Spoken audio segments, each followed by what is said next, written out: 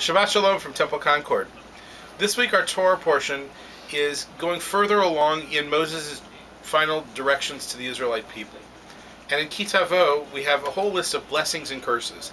Blessings if you follow X, curses if you don't.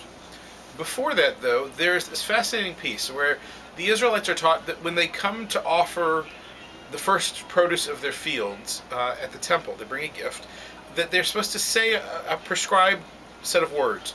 And the words are, "My father was a wandering Aramaean who ended up in Egypt and came back." It's a phrase that we all recognize from the Haggadah. The fascinating piece with this is that even at a time when we're giving to God, when we're giving of our own produce, we remind ourselves and we remind God that we were connected to the Israelites in Egypt. And so our tradition is saying, even when you're consumed by your own life and your own world, don't forget your history. Don't forget your heritage, and don't forget your people and where you came from. Now, the question is, why do we need to remember this? And some suggest that we're actually asking God to deal kindly with us on account of who our fathers were. That may be so, and that's certainly an ancient tradition that many faiths follow.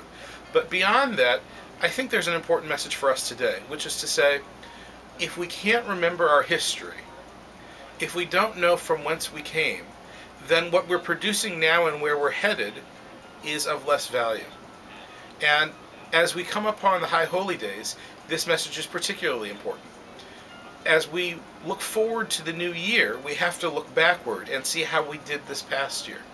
Because only by looking backward can we see what we need to improve, where we want to grow and change, and how we can make our lives better.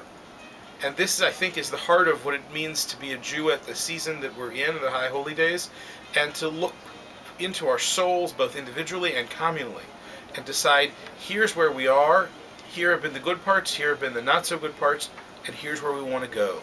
These are the goals for the coming year, and here's how we're going to do them. In our own temple, we've done the same thing. By now, I hope you've received our new program book, which lays out a pretty clear path of where we're headed this year. This is a snapshot, a document in time. It tells you what's going on this year, and it's filled with all sorts of exciting programs and activities. 10 years from now, we might look back and say, wow, look what we were doing then, and be completely amazed. Any way we slice it, what we see is a sense of who we are now and where we're headed, based on where we've been. This weekend we'll actually have a chance to celebrate where we've been. This is the culmination of the celebration of the centennial of our sanctuary. Friday evening we have services at 7:30 in the sanctuary. Saturday evening we join together for a gala dinner dance in our social hall to celebrate the centennial. And on Sunday we will rededicate the sanctuary in a formal program beginning at 2 p.m. filled with a number of wonderful surprises. I hope you can join us. I hope you're enjoying a wonderful start to the fall, and I wish you a sweet and happy new year. Shabbat Shalom.